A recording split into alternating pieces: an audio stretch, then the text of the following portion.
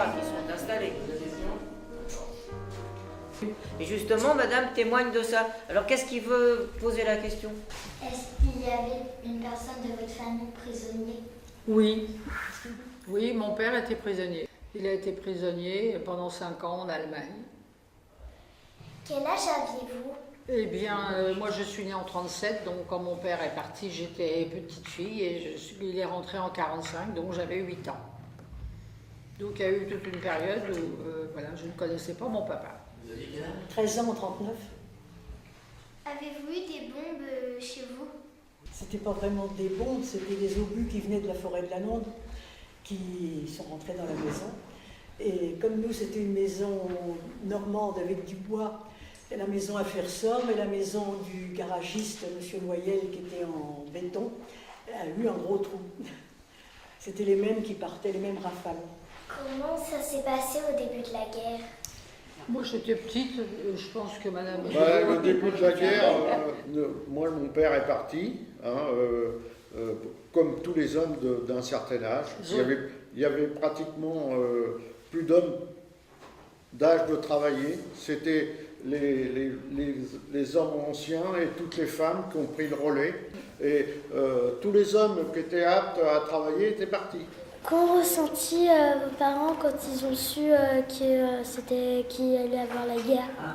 Quand la guerre a été déclarée, qu'on a su que les Allemands étaient sur le sol français, il y a d'abord eu une réaction des civils, et puis des hommes et femmes, qui sont partis de leur région pensant pouvoir se sauver des Allemands.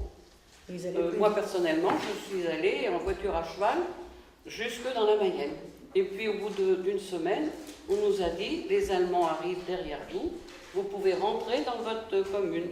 Nous sommes donc revenus dans notre commune. Ça, c'était en 40. J'avais 6 ans. Et là, on a commencé à vivre en guerre avec un peuple étranger qui était les Allemands. Et il fallait faire avec nos occupants. Comment votre mère a ressenti quand votre père devait partir à la guerre?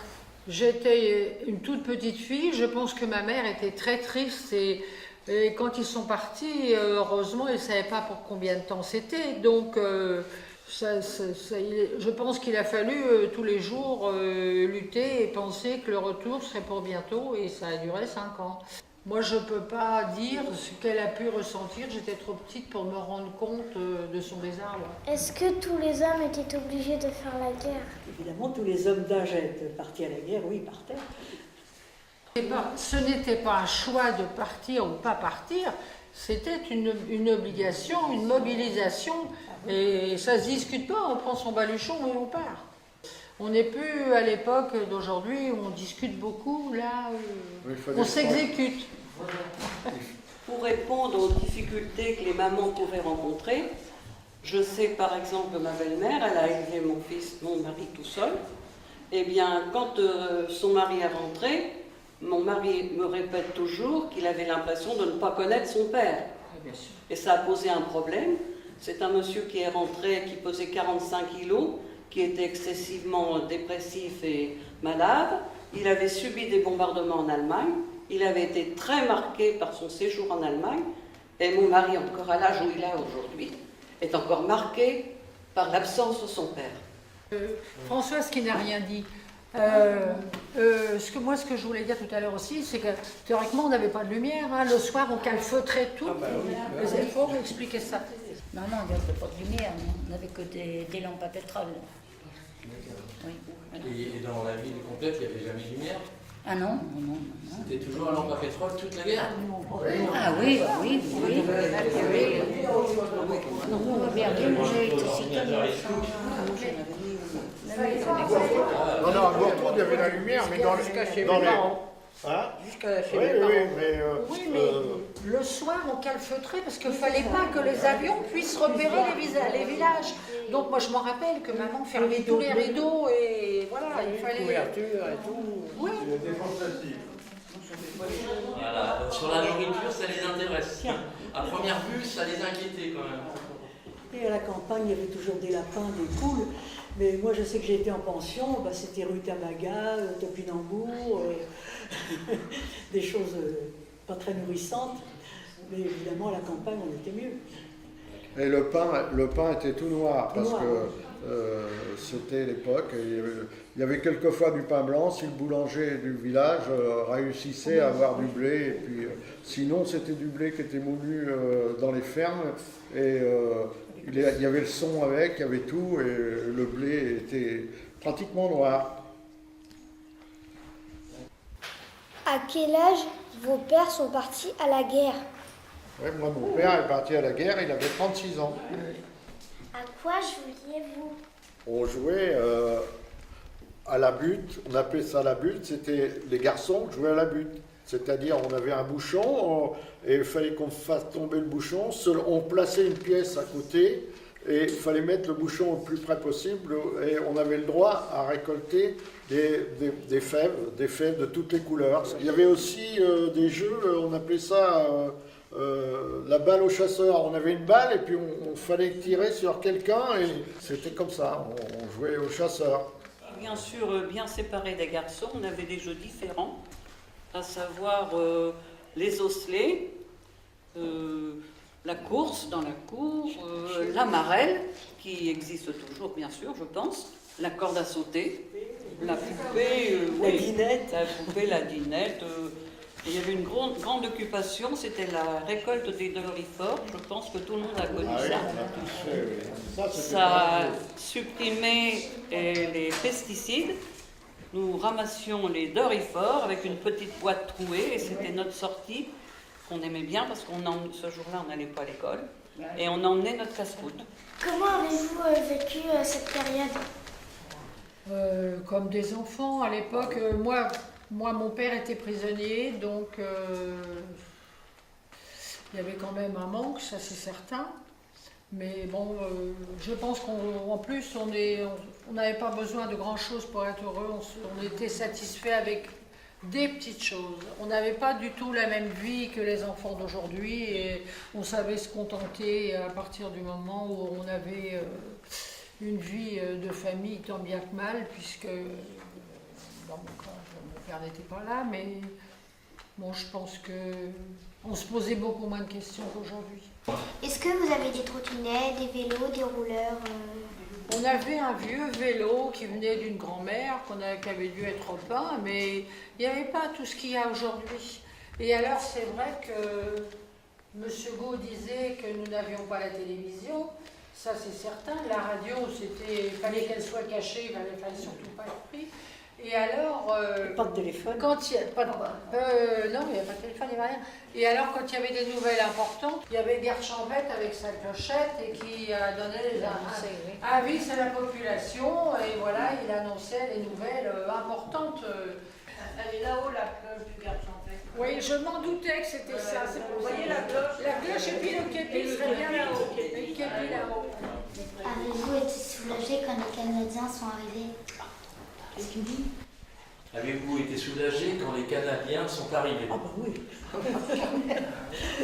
tout à fait. C'était la fin, quoi. Dès lors que les Canadiens étaient vainqueurs, bon bah, on pouvait espérer que les Allemands allaient être poussés. Oui, ça c'était très content. Comment avez-vous su que la guerre était finie? La radio l'annonçait, la guerre sera finie tel jour, le 8 mai, à telle heure. Mais il n'y avait que la radio, il n'y avait pas de télévision. Hein. Et puis il y a les cloches qu'on sonnait à toute volée. On s'y attendait parce que tous les Canadiens étaient passés, avaient fait des poches dans le village. Nous, on était dans la tranchée et les Canadiens tiraient sur les Allemands qui étaient là où est la Vierge, au bout du pays, au bout du château. Disons que la libération de notre secteur, il a duré, disons, une journée et demie, 2 jours. Hein. On a le mémorial des Canadiens à Boguera, et c'est là que ça s'est passé. Bon, donc après, ça a duré 2-3 jours, et après, les troupes ont avancé, mais ça a duré encore énormément de temps, hein, parce que... Moi, ce que je me rappelle très bien, c'est ce qu'on appelle la débâcle de l'armée allemande. Moi, je me rappelle tous les véhicules, tous les redescendent le bourg Le détail est macabre, mais je me rappelle, parce que dans mon âme de petite fille c'est resté, il y en avait même qui avaient des morts enroulés dans des couvertures qui ramenaient sur leur véhicule. C'était la journée entière qu'on voyait, puisque nous on habitait dans le milieu du bourg, donc des fenêtres, on les voyait s'en aller. C'était ce qu'on appelait la débâcle de l'armée allemande, mais je ne sais pas situer dans le temps la période précise. Nous habitions à la sortie de Bourteroute après la porte des Marchands, là où habite Madame Vallée. Pour mieux situer, eh bien, dans le chemin qui était le long de la propriété, il y avait des Allemands qui étaient là pour faire opposition aux Canadiens qui étaient au bois Givard de l'autre côté de Bourteroute. Et là, mon père avait construit, on peut dire construit, une tranchée qui était en L, pour bien leur expliquer. Donc on pouvait y accéder des deux côtés, avec tout ce qu'il fallait pour, je dirais pas survivre, mais presque. Et donc là, c'était très très bien isolé, avec des très gros morceaux de bois, et par-dessus de la terre tassée. Si bien que quand nous avons reçu un obus sur cette tranchée, ça a résisté, on a eu des débris, on n'a rien eu. Et avant le combat, pour le vécu, nous avons un soldat allemand qui ne voulait pas aller au combat et qui est venu dans la tranchée, qui a défait son ceinturon pour ne pas aller combattre. Et au bout d'un certain temps, un gradé est arrivé, lui a fait comprendre en allemand qu'il fallait qu'il revienne au combat. Et on a toujours pensé, mon père nous a toujours dit, ce garçon, si ça se trouve, il s'est fait tuer dans ce chemin qui faisait opposition. Voilà. Est-ce que vous pouvez sortir de chez vous? Le bruit des canons qui partaient de la forêt de la Londe, on se précipitait dans la tranchée. Voilà. C'est-à-dire que les chiens, ils partaient avant nous parce qu'ils avaient entendu le bruit des obus.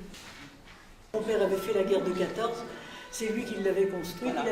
Il avait même vidé son caveau, il l'avait mis sur la tranchée. Il dit si la tranchée explose, au moins ils n'auront pas mon vin. Mes parents, il y avait une très grande tranchée, on était une vingtaine de personnes dans la tranchée, les voisins et compagnie. Et je vois encore les deux premiers Canadiens arriver en moto jusqu'à la tranchée. Et là, mon père est sorti. Ils l'ont emmené, la mitraillette dans le dos, faire visiter la maison, les bâtiments. Parce que mon père a pu être un collabo, comme on dit. Et puis voilà, après c'était la fête, quoi. Mais les Allemands étaient encore dans la ferme, le bas, quoi. Ton grand-père, ils étaient encore là, hein, les Allemands. Et ils voulaient reprendre, ils ont failli reprendre Bourteroute. Exact. Ils ont failli. Moi, j'ai vu des morts sur la route, là, sur la nationale et tout. Hein, mais j'avais 5 ans. Moi, je me rappelle être allée avec maman et ma sœur aux arrivées de trains de prisonniers le soir. On savait qu'il y avait un train de prisonniers qui arrivait. Donc on y allait, on se disait est-ce qu'il est dedans, est-ce qu'il n'est pas dedans. Ça, je me rappelle très bien. Et on voyait des hommes descendre dans un état de délabrement, c'était horrible. Ça, moi aussi, j'ai toujours cette image. Parce que... Est-ce qu'il y a eu une grande joie? Le retour, ça a été très important. J'ai toujours cette image devant moi. Il est rentré un dimanche matin, je m'en rappelle. Comme il était commerçant dans le bourg, il y avait plein de monde devant la porte. Ses enfants, il ne les connaissait pas. J'ai une sœur qui est née en 39, moi je suis née en 37, il est rentré en mai 45. Donc il nous était étrangers, bien que maman nous faisait toujours voir des photos. Je le reconnaissais toujours sur toutes les photos. Mais bon, les retrouvailles, ça a été très très impressionnant. Et j'en garde toujours un souvenir ému, comme vous pouvez l'entendre. Et quand je vais au monument, au 11 novembre, au 8 mai, quand j'entends la Marseillaise, je ne peux pas faire autrement que de penser à mon père, parce que pour lui c'était important et je garde toujours ce souvenir. C'était une grande émotion et cette émotion, vous voyez, on la garde toute sa vie parce que ce sont de grands moments. À Bourteroute, qu'est-ce qui se passait le 8 mai 45? C'était, tout le monde était content, tout le monde chantait, tout le monde dansait. C'était partout, il n'y avait pas qu'à Bourteroute, hein, c'était même dans les petits villages, c'était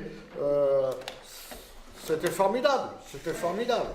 Est-ce qu'il y a eu des balles ou des choses comme ça? Oui, oui, les balles ont commencé à se refaire et bon, moi j'étais pas vieux à l'époque, j'avais 12 ans, mais j'allais pas aux balles, mais je vois à Berville, il y avait une petite cabane en bois où il y avait des balles qui se faisaient régulièrement, n'est-ce pas Françoise?